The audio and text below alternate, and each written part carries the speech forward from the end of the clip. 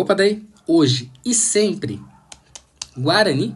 Chegamos na 12ª rodada da Série C e o nosso Guarani recebe o Ituano neste domingo às 4h30 da tarde, no Brinco de Ouro.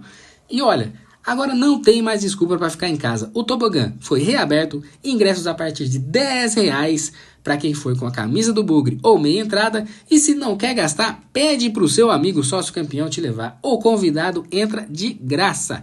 O Bugre tenta roubar a vaga do rival no G8 e engatar de vez a classificação. Depois de sair da lanterna e emendar 6 jogos sem perder, a maior sequência da competição. Hoje estamos em 10ª colocação com 15 pontos, enquanto o Ituano é 7º colocado com 16 pontos. No histórico do confronto, o Guarani tem a vantagem. Em 39 jogos são 19 vitórias, 10 empates e 10 derrotas. O Ituano voltou a vencer na rodada passada, mas vinha despencando. E chega para esse jogo com desfalques. O zagueiro Luiz Gustavo está fora, o volante Daniel está suspenso e o Bruno Silva é dúvida. Do nosso lado, o Guarani pode ter novidades. O lateral Renan Castro e o atacante Gabriel Silva já estão regularizados e podem estrear.